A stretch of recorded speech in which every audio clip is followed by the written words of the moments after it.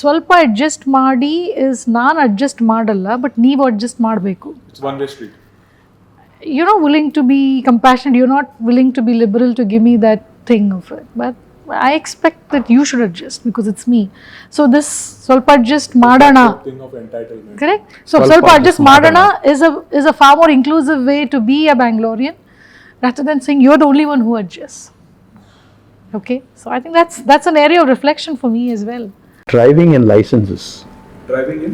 And licenses. Licenses. I think also have a role to play in this. If you want to be in any of the formula categories, you need to pass a psychology test, okay? Officially. Now that is a high security, high safety zone where the average public is not even kind of impacted. Right. Yet those drivers need to qualify if they need to be put with other drivers to compete. You know, but here we are, half the population in front of you, and you are licensed to virtually kill. How can you love others, whether it's your family, it's your spouse or anybody, if you don't deeply love what you are here? Accepting all your shortcomings, accepting all your blemishes, and having that vulnerability to still love yourself. Now that's a real challenge, and I mean I have interacted with a lot of from both ends of the spectrum of the society. Self-love is absent in most of us. Now why is that absent? It's a huge topic for discussion, but we need to start with self-love.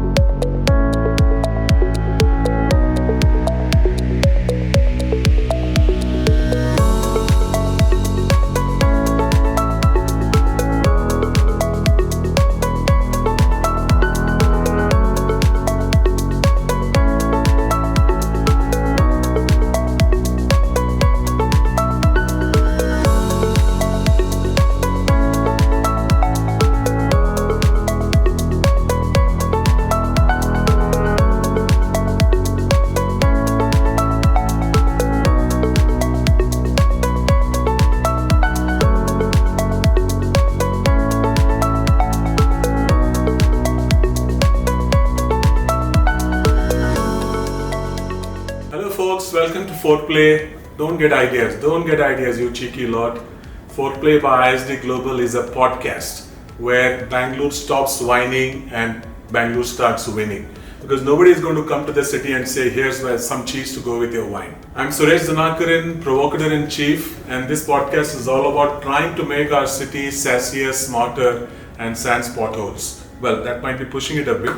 So no victim cards, we've gone paperless, no blame games, just bold ideas, body, banter, and a Bangalore that we can always, all of us can be bragging about. And this is being podcast from the suave, sophisticated, elegant Four Seasons Embassy 1 Bengaluru.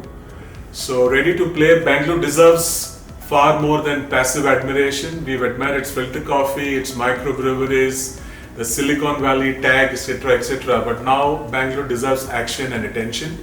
So together, let's FourPlay. Hello there and welcome to yet another podcast of FourPlay. We are hosting it from the Suave Collection at the Four Seasons Hotel, Bellary Road.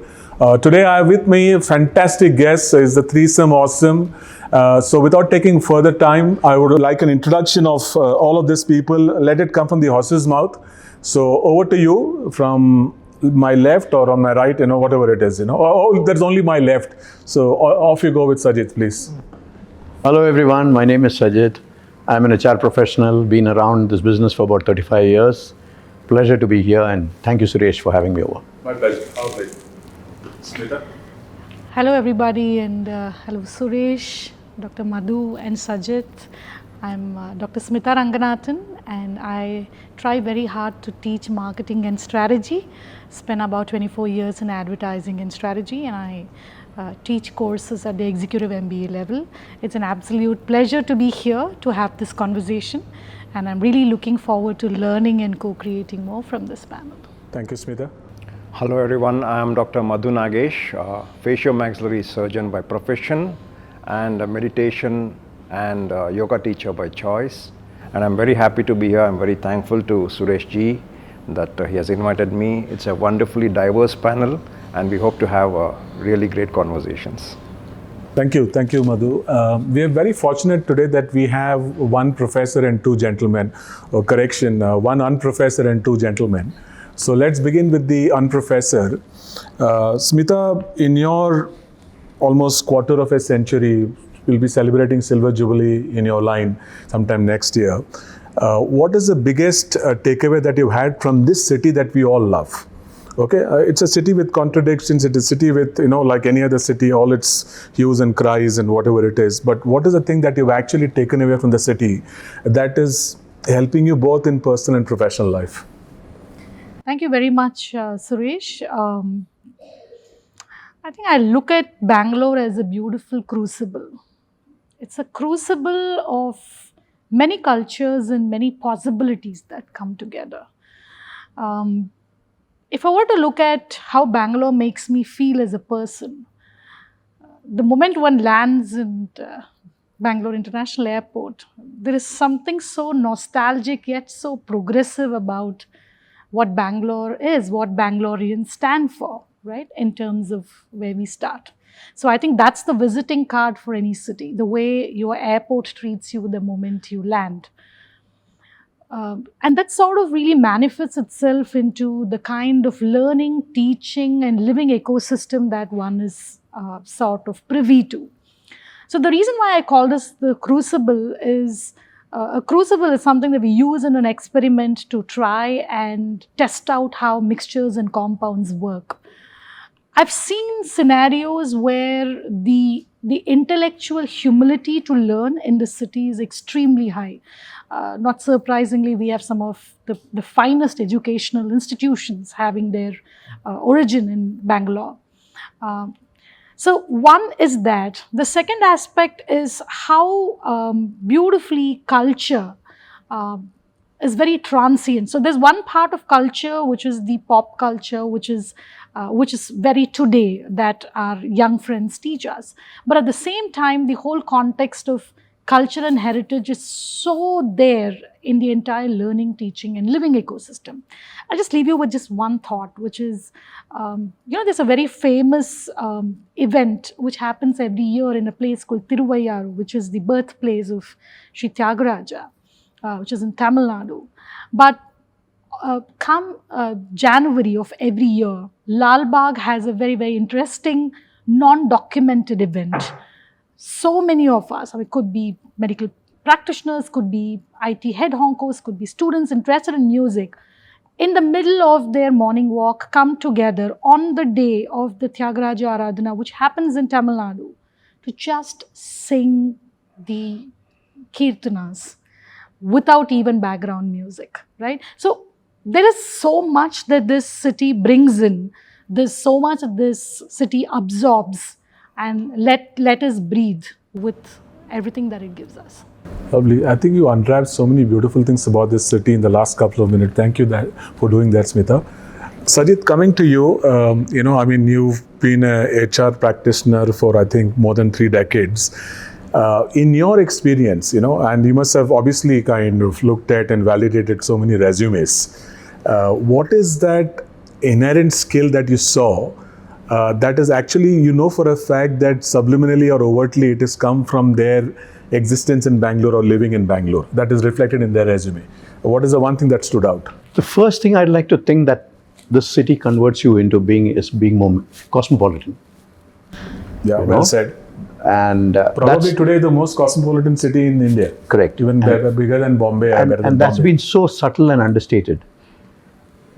Despite the few sporadic incidents that you get to hear, which I believe is slightly overhyped, this is a very welcoming city. I would like to probably compare it with a maternal ancestral home that we all have. Yeah. That no matter where you go, you come back, you're accepted for what you are. Right. And that's something also as an employer and as a recruiter, I've noticed that all kinds are accepted here. You have your uniqueness, you have your own idiosyncrasies, but it's a welcoming city which allows you. And therefore, as an employer, we'll let you join us. and you do your bit, and we all contribute towards a larger picture. So well put, because what you're alluding to is the fact that the people who come on board from the city have a natural quotient called the agility quotient or the adaptability quotient, simply because they are so embracing of change and others, which are not intrinsic to the city as such. Beautifully put. I'd like to add something here, Suresh. If you see the last 30 years of the city, the proof starts from there. We were call center city. Yeah. Then we moved into specialization of IT and ITS. Thereafter, we went into being the R&D specialized globally. Today, the GCCs are all running into Bangalore to set up shop.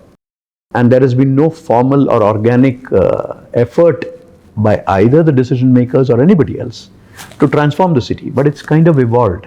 That comes from the ability to adapt. Absolutely. Thank you for that. I think it's a beautiful insight. Madhu, coming to you, I think you're straddling the best of both worlds, and a lot of us would be envious of what you're trying to do.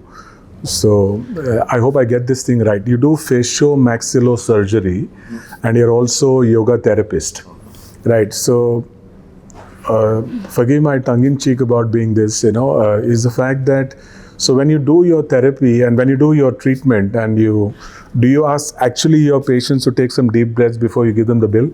Well, I wish they do it, yeah. It's always important that, the patients take a deep breath before being present with the bill of a doctor. The problem, Suresh, with the modern healthcare is that we are into sick care. We are not really into healthcare, We want people to be sick. Healthcare is a misnomer. Right? Yeah, it's a misnomer. We want people to be sick so we can heal them. In ancient India, doctors were paid only when your patients are healthy. If they're not healthy, you're not paid. So let's say out of 10 patients, 2 are sick, your pay is cut. Now, I'm wondering if in the future we have some such model, maybe starting with Bangalore. Yeah, absolutely. I think it's well put. Smitha, you might be think that we are the scapegoat in marketing. There's actually what doctor is alluding to is performance marketing, right? In a way, right? Absolutely. You have to add to that, please. No, absolutely. And I think health is again such a misunderstood domain today. It's about having a particular dimension of a sculpted version of yourself without really figuring out what goes into physical, mental, spiritual well-being. And spiritual often gets so misunderstood by being ritualistic or religious or what it is. I think I so agree with what you're saying, Doc. And I think Bangalore today is in a very, very interesting inflection point with the kind of possibilities that is in front of us with, we all love to call ourselves a 24/7 city and all of that, from pensioners' paradise to a 24/7 city. But I think the real responsibility that all of us have is slightly more, I would say, veteran Bangaloreans, is to really talk about the impact of more complete well-being in terms of the way we live our lives here, which is about mental well-being, emotional well-being, without being manipulative of ourselves and our ecosystems, perhaps. Absolutely. I think Bangalore can be a trendsetter, like it's always been a trendsetter. Can Bangalore be a trendsetter in well-being, a true well-being, not just appearing with those six packs, appearing very, very nice, but emotionally, mentally, cognitively, are you able to be the best version of yourselves? Can you be in bliss most of the time, each individual? I think that's the real challenge, the well-being aspect of health. I know many doctors themselves, all of us face the stress and the strain. We need to take better care of ourselves as Bangaloreans. So I think that begins with self-love, as you mentioned some time back, right? Suresh ji always talks about self-love. It's so underrated. It's not like a cliche or something. How can you love anyone else if you're not loving to yourself? How can you love others, whether it's your family, it's your spouse or anybody, if you don't deeply love what you are here? Accepting all your shortcomings, accepting all your blemishes, and having that vulnerability to still love yourself. Absolutely. Now that's a real challenge, and I have interacted with a lot of from both ends of the spectrum of the society. Self-love is absent. Yeah. in most of us. Now, why is that absent? It's a huge topic for discussion, but we need to start with self-love. The city too, Bangalore also, I believe, one of the secrets of Bangalore is it has a beautiful loving energy. I believe Bangalore has that loving energy where, touchwood, it accepts everybody as itself. There's no discrimination, there's no judgment. I might just be an auto driver or might be a CEO. I'm equally at home at Bangalore, and I can have my cup of coffee standing with maybe celebrities or standing with common people. And Bangalore is so loving. I believe Bangalore has a very positive, harmonious energy. Of course, other cities have it too, but I as a Bangalorean, would like to feel that Bangalore is, has more of that loving energy, acceptance. So now we can confer the title of brand ambassador to Dr. Madhu Nagesh. Total energy for Bangalore, brand ambassador Dr. Madhu Nagesh. Okay, thank you for bringing up this topic of wellness, Madhu. In fact, let me just segue this to Sajit. Because one is talking about wellness and without wanting to state the obvious, there is obviously chaos in terms of traffic and infrastructure and all of that. So as an HR practitioner, as somebody who's been doing it for so many decades, do you see there is a distinct opportunity, or is there some kind of a demarcation that needs to be done from WFH versus now up in arms for the RTO, the return to office? What are your takeaways from that? And where do you see people more comfortable, especially given the topography of a city, right? It is not that anybody has got a wrong intent or bad energy or whatever it is, but they come as full force. They don't come as only heart or only soul or only mind or only body, whatever it is. They come as a full human protein form, right? So where do you see the balance? What is the takeaway in your experience? Okay, we've been introduced to this work from home concept thanks to the pandemic. Yeah. Till such time, all was hunky-dory. Now, I had the good and the bad fortune of being part of the Bangalore International Airport when the COVID happened. So we were actually faced with a situation where there was one segment of the employees at the airport who could operate from home. Right. But I promise you, it wouldn't be fun if the pilot decided to operate from home and you're on that flight. Right, absolutely. Yeah. So here was a situation where we had to actually make sure. I'd like to think that the so-called disagreement or the indecisiveness to decide whether to work from home or to come back to office is primarily because of the interference of the powers to be.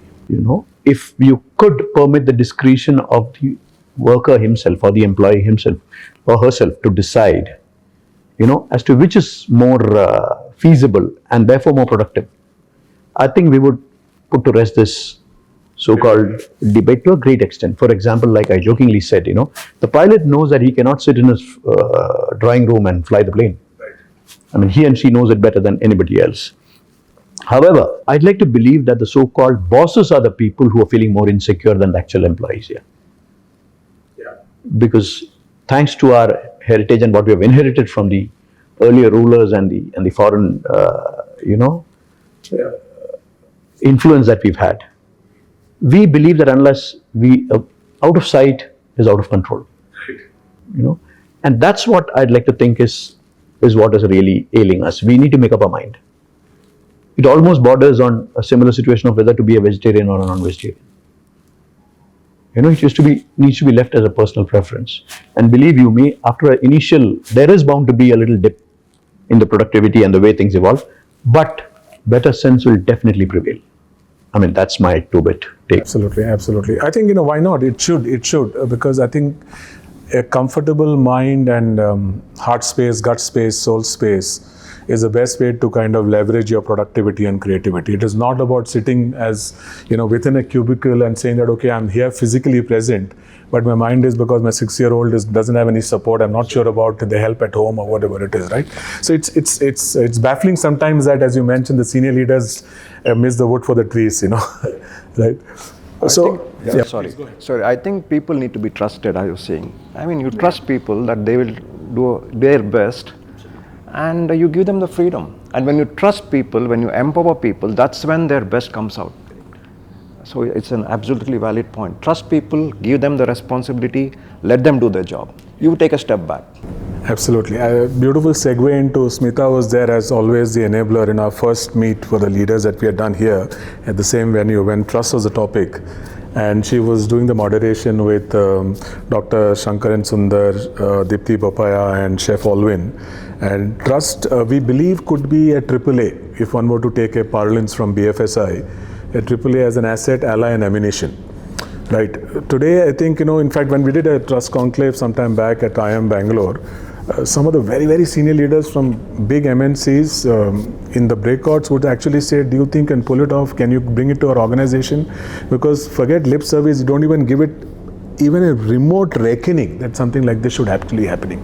Okay, these are really, really big organizations. I don't want to name them, So, and that too, it's like, okay, it's like first suspect and then if possible, I'll condescendingly respect.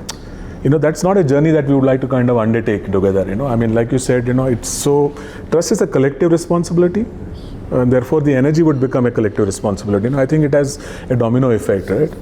Okay, yeah. So coming back, I had another thought, I mean, we're also very good as citizenry, and I always believe that citizenry is a two-way contact sport. It is not a spectator sport. Easy to blame the system, blame this, take pot shots or whatever it is. That is not what we are here for. So how do we move the needle from drawing room criticism to actual action on the ground? Like Yake Bengaluru to Name Madutini. How do we kind of get to that action stage? How do we kind of get to that as a community? Because we're all responsible, right? If I may just slightly draw back this conversation on the aspect of the trusting energy that Bangalore is, and particularly I think this work from home aspect that you really brought in, this could sort of help us move to the next section, which is one of the hypotheses, and I would love to hear your perspective on this, Sajit, is we believe that more women are comfortable working from home.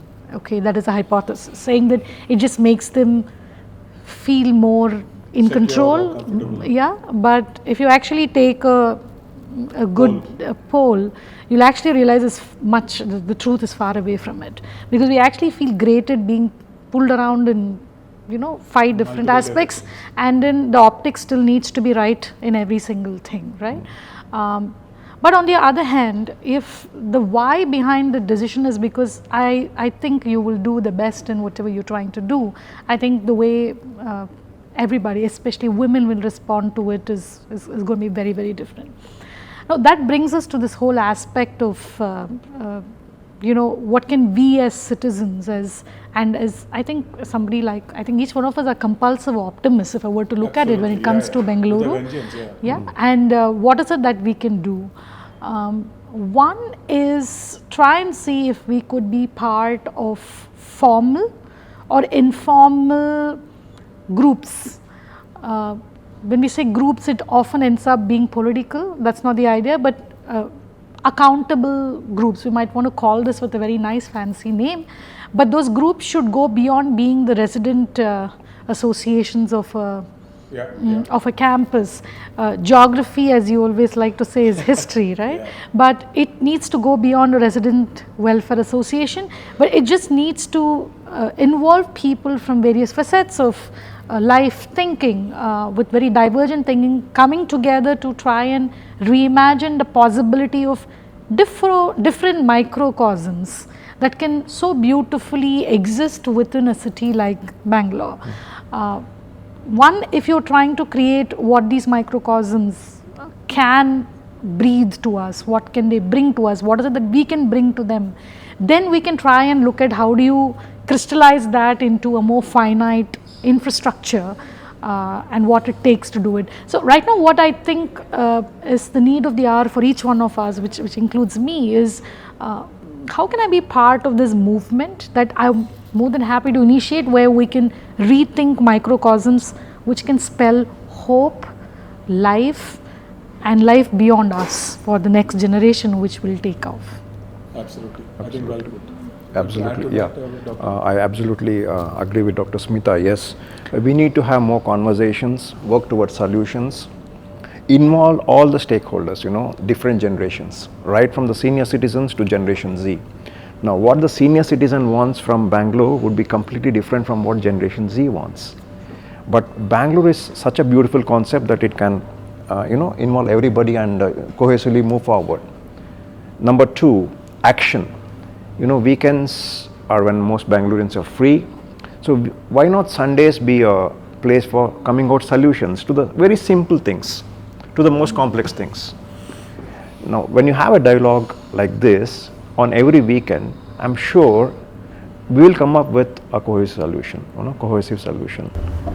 And there are lots of good people wanting to be part of something like this. It's only to just our job, probably our responsibility, it should be to just gently nudge them, because the good part is that the diehard optimist in me tells me that there is a huge bunch of wonderful people wanting to do this. They're thinking on similar lines. So I think it is, how do we kind of bring them together over a common platform and make those small steps. It need not be that, I've got expecting overnight results or whatever it is. The city is giving you so much.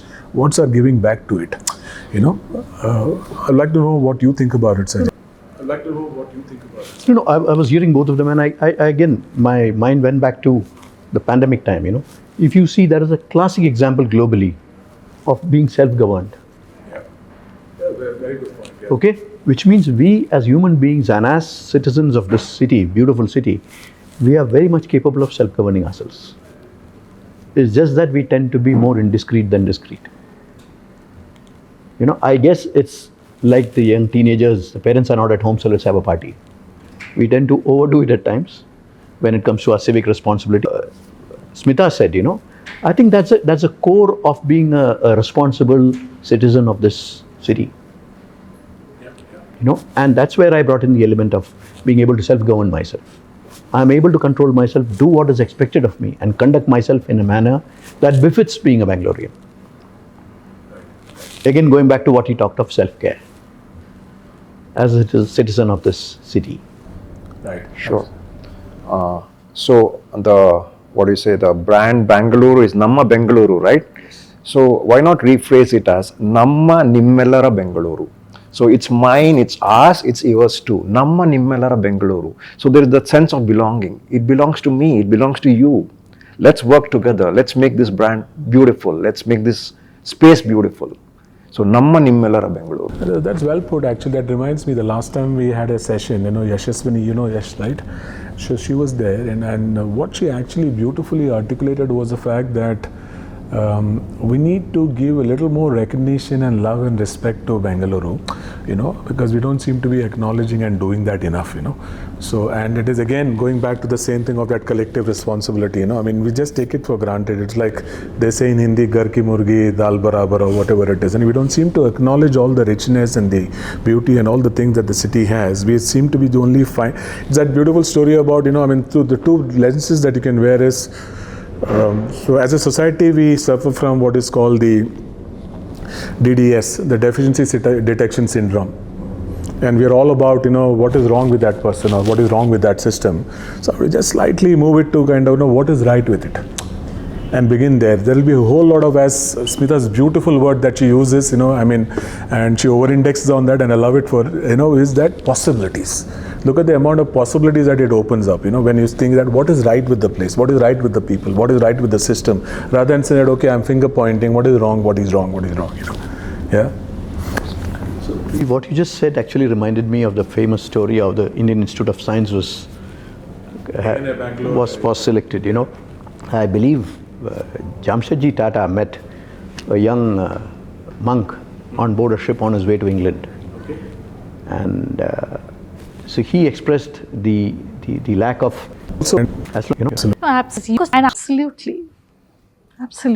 Absolutely. I agree completely with them. Probably we have taken Bangalore a little bit for granted.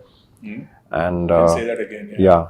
So it's time we don't take it for granted anymore. You see, the brand Bangalore happened not because somebody went ahead and strategized and did it. It happened purely by chance.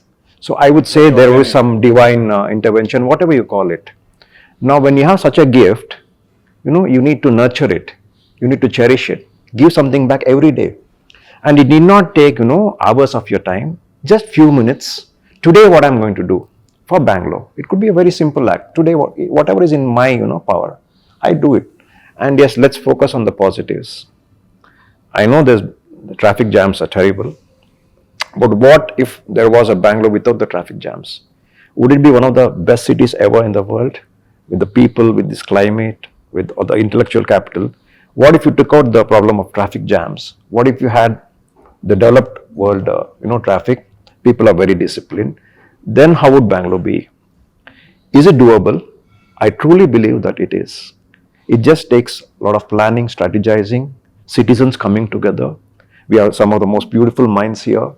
And if all of us come together, we can create a really fantastic, beautiful, one of the top 10 cities in the world. I mean, I would love it if Bangalore becomes one of the top 10 livable cities in the world globally.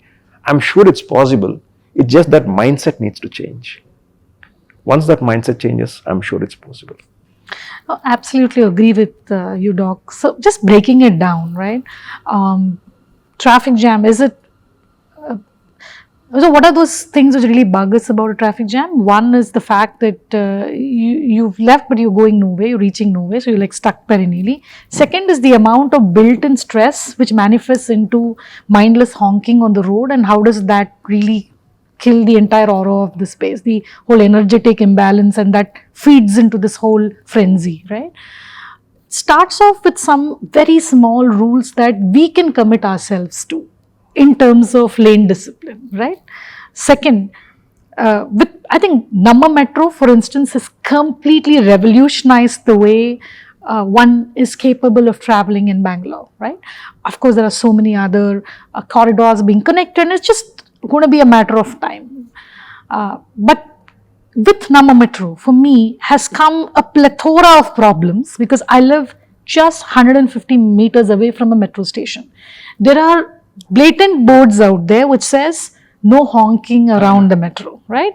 But honking is at the highest. Now, where do you blame bureaucracy for it? They don't honk there. It's us who honk there, right? Second, okay, you're taking the metro. There is a place for paid parking, but you've got to pay. One of the things that we take for granted is because it is the metro, I pay only the metro ticket. I don't need to pay for parking. Now, can we work out a more accessible price point is a different story, right? But what is being done? Outside every home, there are 50 bikes that is there. So, half of the road of a 60 feet road is already covered with bike parking on both sides. Now, you have only 50% of the road for vehicles to navigate. What else will it contribute to but for traffic? Now, where do you really bring in the civic authorities here? It's your civil disobedience of what you've got to be doing, which you've created it. But I say all of this. Do I do that sometimes? Maybe I also do it sometimes. When I'm parking outside a different place, when I realize, okay, there is no parking board, I will go park there. I think it starts off with very fundamental commitments or promises we make to ourselves that we will be how we expect the other one to be. Absolutely. Right? In very small ways. And you don't need a camera policing you. You don't need a fine on your head. I think a lot of people fall in place in Singapore and Dubai mainly because of these. Because there's no way you can get away out of it. But maybe that's the way. Exactly. So I think there's so much we need to be starting off with. Absolutely. Absolutely, yeah. Just to probably, kind of circle back, forgive the corporate jargon, sorry. You mentioned about, namaskara as a way to kind of, make the other person feel, just addressing his or her dignity, right? Simple as that. You're not doing anything mega. Just like, you mentioned about Dubai, Salaam Alaikum. The lift is full of strangers. But the local or anybody who enters, the first thing that they say is Salaam Alaikum. Which means we're all, so there is a connect that you establish. So I think, and words have that healing power. Words have that healing power that, you can, it's magical and doesn't cost you anything. Basic courtesy, it doesn't cost us anything. And as you mentioned, charity can begin at home. We are probably the biggest violators of all this. At the same time, we want to see the change that happens, right? MK Gandhi didn't say anything he said it for a certain reason, right? Also, just want to come back to you, Doc, there are instances of road rage here, right? Unfortunate, something, as you mentioned, gets probably a little more exaggerated than it needs to be. What are the things that our city people can do when they are driving? So some kind of maybe asana called the no honking asana, or the silent pedestrian, or something that they can do wherein they can keep their calm and wits about themselves. Yeah, that's a wonderful question. Actually, I personally believe all of us have become highly impatient. We have lost the ability to stay calm even for a minute. We want things instantly. We have 5-minute grocery deliveries, we have Instagram. So that has made the human mind want everything instantly. So we just want the traffic to clear. We just want the red light to change to green in an instant. So when you're driving, this is my simple suggestion. Focus on yourself, focus on your breath. Why do people honk? It's because we're impatient. It's because I'm stressed. And honking does not make the traffic jam disappear. And because everybody else is honking. So if people together take a deep breath, I know you're stressed in Bangalore traffic, just take a deep breath. Take a deep breath in, deep breath out. Relax. The traffic will move. The signal will change.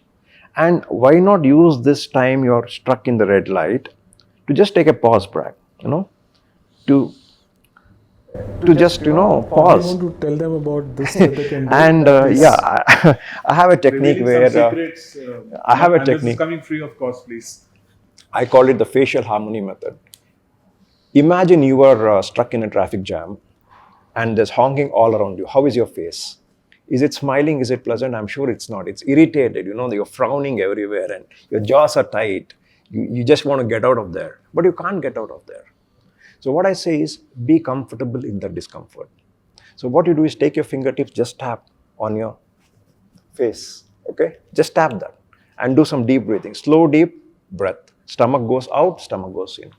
Just do this for 1 or 2 minutes and see the change in your face. You start feeling more relaxed. The honking is the same. The traffic jam is the same. Your bad day is probably still a bad day, but your mind becomes more calm. And if you can do this change instantly, you can do this instantly. You don't need any space. You can do it in your car. You can do it wherever you want. Required, no app required. And then you see the whole day, the honking part probably will go away. If everybody is made to get this concept in, that be a little bit more patient, be a little bit more friendly towards everyone around you. Don't expect people, to, make their problems go away immediately. Be a little bit more compassionate to each other. If you can be a little bit more compassionate in those traffic jams, because as of now, it's inevitable. Whether in the future you solve it, that's a different matter. But right now, this year, it's inevitable. So the next time you are in a traffic jam, smile, relax, take a deep breath. You're not going to die in the traffic jam. So just be compassionate towards others. You don't honk. I don't honk most of the time. So let others also learn this. Just take a break. Use the traffic jams as a minute to pause and do deep breathing. 2 things. Your whole day is going to be better. The traffic jam is going to appear better, even though it's not going to, magically. Well said. Maybe the message at the back of the truck should be horn, not okay, please. Just kind of move the needle from that, Or just take a deep breath. Yeah, absolutely. I think Suresh, I'd like to add something, sorry, about what he said, Driving and licenses. Driving it. And licenses, I think also have a role to play in this. If you want to be in any of the formula categories, you need to pass a psychology test, okay? Officially. Now that is a high security, high safety zone where the average public is not even kind of impacted. Right. Yet those drivers need to qualify if they need to be put with other drivers to compete. But here we are, half the population in front of you, and you are licensed to virtually kill. If not at least with physical manner, but with your anger and whatever else that you tend to transmit when you are in the midst of a traffic jam. I think that's something we need to revisit. Also, sadly, because of our socio-economic system, driving per se is one of the lowest pegged jobs in our society. If I were to humorously put it, we wouldn't talk on the same tone when you talk of either a captain on a ship or a pilot on a flight. But end of the day, all three are drivers. So maybe that scientific element needs to be brought in when it comes to vehicle or automobile licenses and the permission to use them on public forums and public transport, Absolutely agree with that. And it's a very easy thing to do. We have auto unions, right? We can work with them and have simple mindfulness sessions. Very simple, right? So you can make them aware of how being mindful makes them less stressed, makes them less prone to heart diseases, makes them less prone to being sick, and makes life pleasant for everyone around them. And also makes them, more livable in their family lives. Most of the auto drivers, they have habits, so their family life may not be ideal. So just have mindfulness sessions with the various auto unions and cab unions. And if you can start from there, I'm not saying they're the only ones who honk, all of us do honk. Yeah. But if you can start the awareness campaign among Bangaloreans, honk less, smile more. It should be mandatorily written at the back of every way. Horn less, smile more. Okay? The minute you see those messages, you start smiling, isn't it? And when you start smiling, your mind relaxes. You're not impatient anymore. Smile, it adds to your face value. Yeah, smile, it adds to your face value. Yes, yes. I think that's a great idea. That's an absolute great idea. We can, with so many, radio taxis and brands like Uber, which is headquartered here, right? Olas and the Ubers of the world. I think this is a great city to pilot this one. And also, I do believe that up until grade 5, grade 6, I don't really care if children are taught arithmetic, besides knowing how many fingers and toes they have.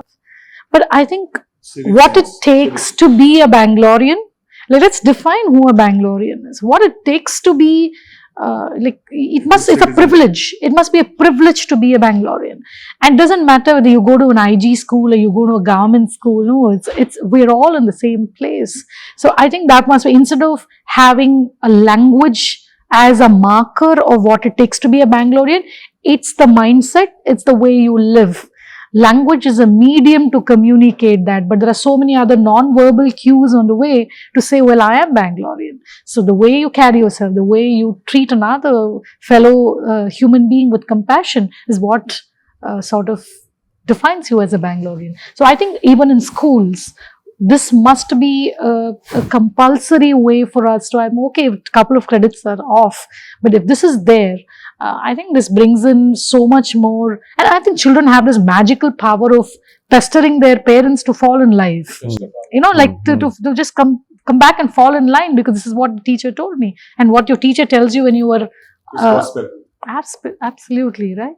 So I think these are some very, very small but can be very powerful things. And the lovely schools out here in Bangalore will be more than happy to take that stewardship forward. Help us tell them what to do. So true, so true. Dovetailing into what you just brought up, Smitha, and Sajit, you might want to, add to this. I'm of the opinion that the DEI, within air quotes, that corporates wield the megaphone on, when people are already 30 and 35, and the bias and prejudice is very deeply entrenched. It is just a ticking the box initiative, correct me if I'm wrong, whereas it should actually be, a K-12 play. It should be right from grade 1, grade 2, grade 3, no coloring, no filters, nothing else, citizens, human beings, that's about it, What are your thoughts on that? I completely agree with what you're saying. I would use this terminology called social hygiene. Okay, and now that's fundamentally missing today. A lot of times, one thing that has helped me when I've been in the corporate is that I ask them a simple question, or rather I tell them this. Don't do anything in the office or in the premises that you wouldn't do in your own home. Simple, yeah. Okay, and that dichotomy is so glaringly noticeable. I wouldn't do it in my house, but for example, spitting in corridors. Yeah. Something that we Indians are so-called, forget Bangalore, we Indians are famous for. Absolutely. Okay? So, would we do it in my own house? Would I sit in my front room and do it? The answer is no. Why would I do it elsewhere? So, so the social hygiene element is something that we need to, like Smitha rightly pointed out, that needs to come in as rudimentary or fundamental of upbringing and growing up. you know, and part of what we earlier said, self-governance, being able to govern myself in an appropriate manner. Very true. Yeah. So if everyone owns this brand Bangalore, like if being a Bangalorean becomes a privilege, like Dr. Smitha so aptly said it, then would I dirty Bangalore? Would I dirty the streets? Would I spit? Would I be rude to others? Because we are all in this together. We're all part of this identity called Bengaluru.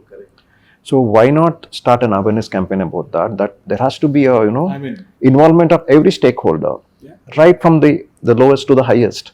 We're all in this together, because if we don't go forward together, there is no future for us. Absolutely. So this is open to all of you. I feel one of the best brand narratives can be, could be, should be, Swalpa adjust Madi. I want to understand from all of you, is it a bane or a boon when it comes to our city? You can take turns to, give your perspectives, please. It can be both a bane and a boon, depending upon when you say Swalpa adjust Madi. Depends on the circumstance. But yes, it does, it does tell you that don't try to be a perfectionist in your corporate life or in your professional life. There are always things you cannot control. Then Swalpa adjust Madi. But don't say Swalpa adjust Madi when you want me to break the signal and you want to move. So it can be both a bane and a boon. But hopefully it can be a sort of a boon if you use it the right way. If we can all be a little more compassionate towards each other, friendly, especially when you're caught in the traffic jam. We always keep coming back to this traffic jam because Bangalore has got somehow identified with this traffic jam, isn't it? And sadly, that's not really true if you were to compare it with other metros. Yes. They're as bad. You know what? One of the oath that I took internally, and I tell myself that, and probably in the last 8-9 months that I've been here, I must have had hundreds of meetings. One oath that I've taken to myself is that I will never be late for a meeting. And if at all I'm late for a meeting, I'll never use the word I've got stuck in traffic and I'm delayed by traffic. It comes with the territory. You damn well adjust your timing. I'd rather reach half an hour early, sit and read or, make your call or whatever it is, but I'll never ever use that excuse because you're kind of, reinforcing that belief it's about traffic. It is not. What about your discipline? You know for a fact that ORR, you're going to be paying your karmic debt on ORR, right? You might as well do that, right? For all the sins that we must have committed somewhere else. But you try to reach on time, factor in a little bit of flexibility, 15 minutes, 20 minutes, 25 minutes, whatever it is, So I think this thing of, using this as a, dartboard, traffic as a dartboard, that is one thing that we must be part of our, cleans up language program, I think that is what something we should be doing. And if we can flip this whole traffic jam thing, like I said, can it be an opportunity to do some self-care work? If you are in the car, can you do some deep breathing? Can you pause and reflect for the day instead of being impatient? Take it as a pause, mindfulness. Be mindfully stuck in traffic, not mindlessly. Because whether you are upset about it or you are using it as an opportunity to, do some reflection, it's the same. A brilliant thought, Doc, because I think this being a city of very, very highly intellectual capital, and human capital as well, and it's also a startup hub and whatever it is, we can, like they say, just to borrow your thought, your best thoughts and ideas come during periods of slack, not during the tyranny of hustle. Okay. So your next startup idea is when you're cool, calm, composed inside, sitting on the driving wheel or at the back, wherever, and we're doing nothing, pause for thoughtlessness, do nothing. That is when your best thoughts would come actually. Okay. As I was telling you, the Hamilton play director, I was reading somewhere, one of the Broadway's biggest hits, he says, I was sleeping on the beach in Brazil when the world's most watched play on Broadway, Hamilton, happened, the concept. So there are lots of inspiration all around us that your next Flipkart or your next No Broker or X or Y could be, sitting in an auto or sitting in a car or a bus or whatever it is. And when you have that pause for thoughtlessness, right? I think probably it's worth a campaign idea, Smitha. Yeah, so it's definitely a pause, but it's also about being present for yourself, right? You're willing to pause the noise. I think we should pause the noise in the head and the noise we are creating on the road.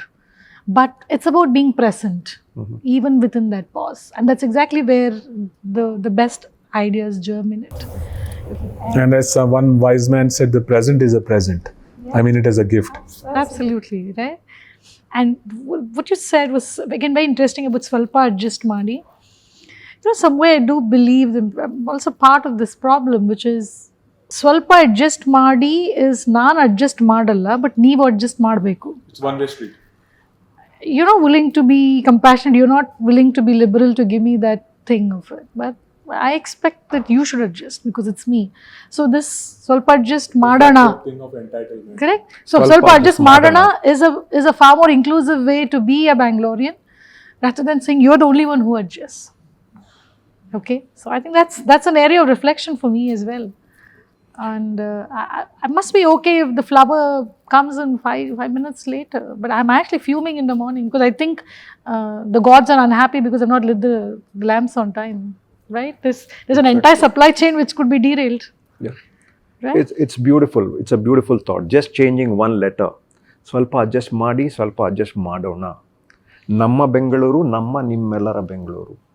So just a little shift in words, it can create such a beautiful change in our attitude, isn't it? If I am willing to bend down a little, you should also. So ಸ್ವಲ್ಪ adjust ಮಾಡೋಣ. I think it's a beautiful. Yeah, I think that's my weak Kannada. That is exactly. I think it has got to be inclusive. Then it ticks. And it kind of really connects. Most importantly, right? So, when you're looking at again, one thing that is coming to mind is that is this a city? I think we are blessed, wherein a lot of others have a brain drain problem. We also have a brain gain problem. Opportunity rather, it's not be a problem, right? Have you experienced that? Of course, like I explained at the beginning, we've inorganically evolved, like I said then, one proof of that is the brain gain. You had the VPO and the call center people coming in. Then you had the ITITs. I'm sure the city by itself wouldn't have been able to sustain the talent pool that they needed. Now we're doing that now globally. The global capability centers are the new keywords, and globally we are now we're becoming the hub of that GCC. So it is also proved that we are able to attract the right brain power. And that means there is something fundamentally right about this place. Despite all its idiosyncrasies or uniquenesses or differentiation, as the case may be. So I think the contrast and the contradictions, in partly that you alluded to. So this is again, Bangalore is a city which has ancient temples along with AI startups. It has got street food vendors next to microbreweries. I think this contrast can be seen as something that is beautiful and advantageous rather than seen as contradictions and impediments. What do you say? Oh, absolutely. And I think other aspect here is the real estate boom, right? Which as we said, like the gods have been so kind with climate that Bangalore today virtually extends to so many different hundreds of miles away from what Bangalore was. So there is so much of contrast and yet a beautiful sense of complement within the whole aspect. I'm envisioning a city where the per square footage cost will be not based on the builder, but it will be based on the compassion that part of Bangalore can give me. So for me, it's compassion per square footage. That would be the metric that I will look for. Can I find a microcosm close to Richmond town, which I think citizens are more compassionate. So more people obviously want to go live in a place which makes them feel better with themselves. So in terms of the cost per square footage should be directly proportional to the compassion per square footage. It's an absolutely wonderful idea. Like you have emotion quotient, intelligence quotient, we should have a compassion quotient. I'm sure corporates are looking at that. Because as AI progresses, is there a possibility that we become less and less humane, less and less human? And what's the one thing that stands out? You're kind to me. You're compassionate towards me, you know. Can we be kinder? Can we have this teaching in schools where you're just based on your compassion? People don't treat it as a weakness. People treat it as a strength, because only the strong can be kind, you know. And kindness is a superpower. Kindness is a superpower. Yeah, only the strong can be kind. Kindness is a superpower. You see, who are the people who remember the most in your life? It's the people who have been kind to you. Perfect strangers, I remember when I went out of the city, they were so kind to me. They did not know me. They took me in. So kindness is a superpower. And compassion quotient, like emotion quotient, has to be, you know, part of your training.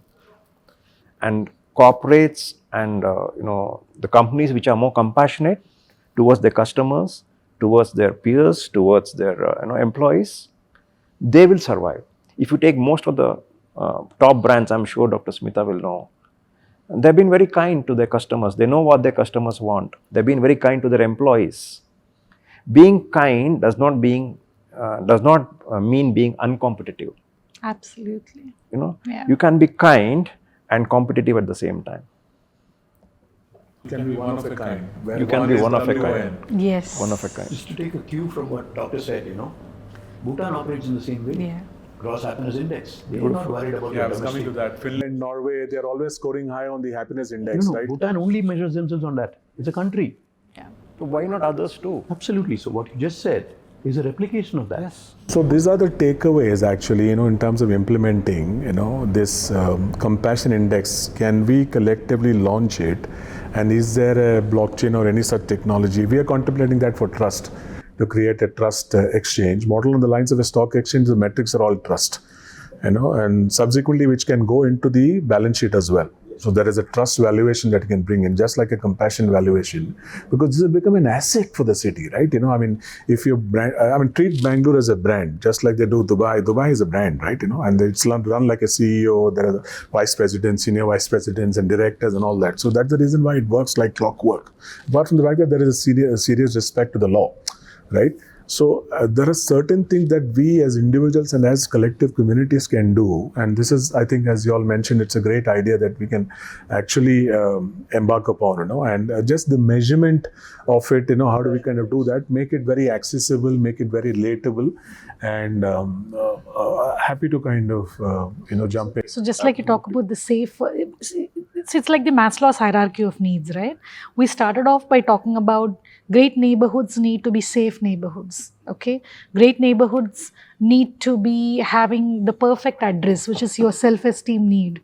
I think if you go to the self-actualization need in Maslow's, it basically talks about compassion. There cannot be a more powerful, which is what in languages we call it karuna, right?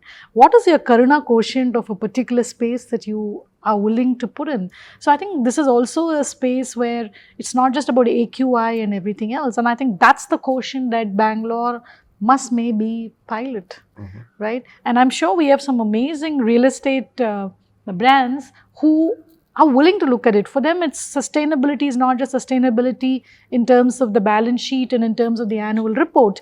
What is it? Because they also need kinder people to be part of their homes and what they are building in, right? And not just entitled people which say, well, I'm paying you like 23 grand per square foot, so you better deliver this to me. So I think it can be such a powerful way for us to say, can we start in one place? And the socio-economic context really does not matter. What matters is your compassion quotient at that point of time, and try and see how that works around, and then what does it take for them to... Absolutely. Just like, that I'm sure all of us have seen this video, after a World Cup football match with Japan lost, and the Japanese cleaned up the stadium. Yeah. I mean, it's part of the culture. It is there is no better brand marketing message of the country than something like this, right? They got nothing to do. There are other people wanting to do it, right? You're sending out that kind of message, and I'm sure all of us have that intent. How do we kind of put that into practice? What are the way in which we can actually nudge each other and back each other and truly be the human beings are social animals, right? We need to be kind of there for each other. I think, let's, like you mentioned, probably pick up a city, pick up a locality, bring that in, and then I want to be there because there is a point of reference, there is a motivation that you've actually created. Oh, Koramangala has got this, why not Whitefield or X or Y or Z? I think that is another takeaway that we would like to definitely implement on that. Yeah, absolutely. Any technologists we want to bring in from a measurement perspective, I'm sure there are enough and more bright people in this city who will be happy to come on board. So it could start with something as simplistic. It's very similar to the Gallup scorecard. Yeah. I evaluate myself. Is my building and my neighbors doing what I expect of them, and vice versa? And that score should be the most relevant, and should actually, like Smitha rightly said, translate into pegging me into maybe should I be in the 20,000 per square feet range, or should I be in the 8,000 square feet per square feet? A major element would be that compassion quotient. It's a livability. It's an element of livability.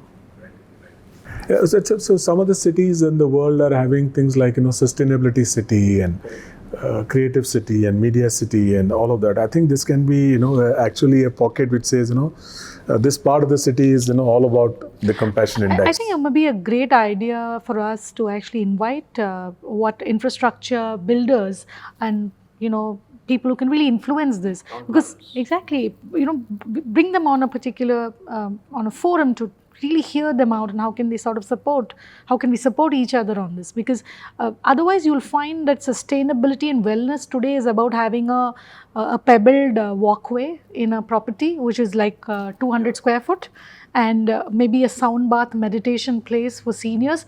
They're important, but they're just very artifact, right? They're like just on the surface. It does not have the depth. So the depth comes from the strength of intention that you're building in that space. So maybe it's a good idea for us to really work on that, Suresh, Sure, to see how do we get town planners and real estate brands to really get their voice out there on this. Yeah. So we'll definitely, in fact, I think we'll start the conversation. Leave it with me. I'll take the initiative, and we can probably go and meet them all together. And I'm sure there are enough and more builders who will be happy to look at doing something like this. Sorry, you were saying something. Sorry, I was saying, taking it further, we are the land of yoga, right? Yoga was invented here. So what does yoga teach us? Sarve bhavantu sukhinaha. Sustainability is built into us. See, the West does not have to teach it to us. We have always been living, sustainably. We worship rivers, we worship every living thing. So it's not a foreign concept to us. And the same way, karuna, compassion, maitri, friendliness, these are all already there. We just have to bring it out.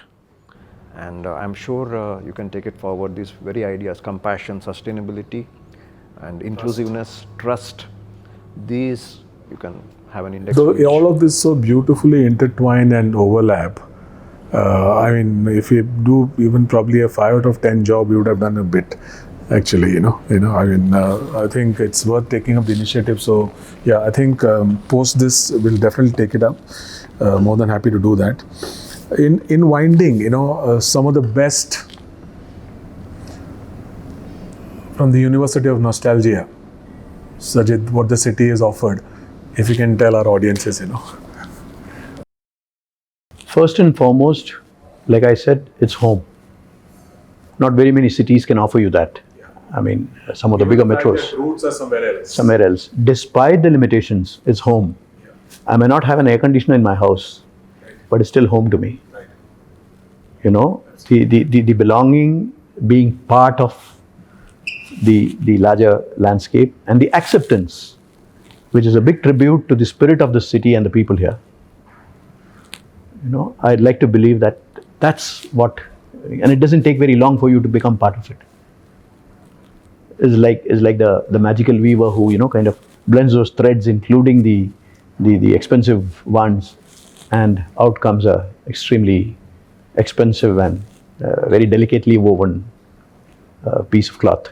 I'd like to believe that that's what Bangalore does to you, and you're one of those strands in there. And in 20 years, not once have I been made to feel out of place. That, I think, is the biggest compliment of this city. Absolutely. Smitha?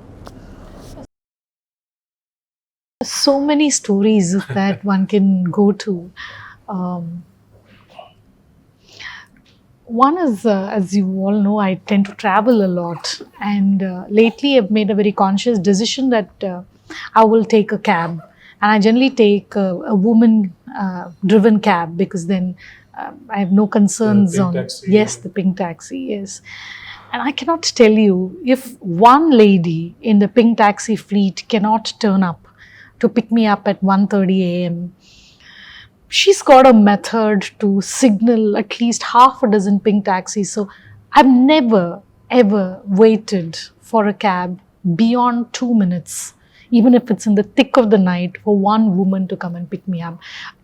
Of course, you can always say everybody has phones. It's their intent, even if that means they have to drive back so many miles to come back and pick not me to up. fail you, not to let you down. Absolutely, right?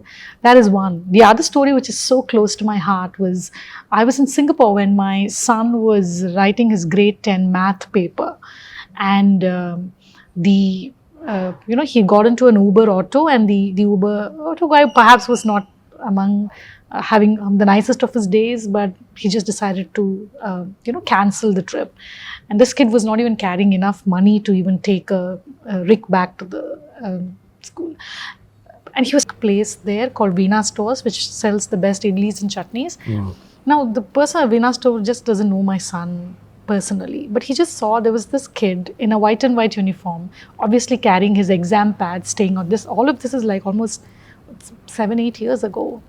And this guy just comes out there and says, "Is there anything I can do to help you?" And then he says, "No, I'm not carrying money." He said, "It's okay. Just give me your home number." He gives him the money, puts him in a cab, not just in an auto. Not just that, he packs idlis. Once he goes back there and he gets to eat this. Now, to me, the beauty of Veena Store is not the perfect chutney, but it's the perfect recipe for what it takes to be a human being, right? So, as we say, motherhood is not about gender or biology. It's about a mindset of being able to provide. There are so many such stories where the cities become parents to my children when their mother was out of the country. There are so many such instances I can talk about. Beautiful story, beautiful. And you're now a prouder mother considering what he's achieved recently with NASA, and congratulations, Smitha. And convey a congratulations to him as well, sir. As nostalgia or as future. So if I can, I think, sir, nostalgia is something that you live in sepia tone, right? You don't want it to go away. Sometimes it also makes you complacent, let's not forget that. Okay, but it was something that actually you use from the past to kind of drive the future ahead, right? So when we because that is where optimism and hope, as she mentioned, that that comes in. But when you talk about nostalgia, you're thinking about something that's not right now. It was there. It was there. It is in the past. But I think brand Bangalore is ever growing. It's eternal. It's eternally warm. It's eternally caring. It's like eternal sunshine. So nothing is lost as of now. So there's nothing nostalgic. I don't miss anything because Bangalore has provided me everything, and it continues to provide. Whether it's your beautiful coffee or people, warm people, inclusiveness. So if I have to think about Bangalore as a human being, I would say Bangalore is in the adolescent phase. So, and as an adolescent, you really have to make sure it goes in the right direction. So this is a crucial stage for Bangalore. It can evolve into a beautiful, wonderful human being. So if it's in the adolescent stage now and a global citizen, this is the time to do a little bit of course corrections.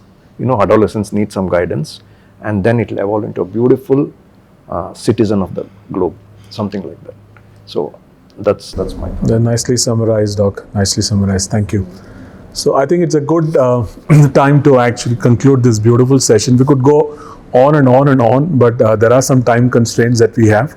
I hope you actually take away and distill some of the beautiful insights and wisdom that are shared by our guests. Sajit, thank you. Smitha, thank you. Madhu, thank you so much. And we look forward to carrying some of the discussions forward. So it is not going to be lip service. You can hold us accountable. So our names will be there when we do the post-production. So we are very, very keen to take this forward. And I'm sure there is lots in the community like you who would be kind of willing to join us as well. Thank you so much. Goodbye.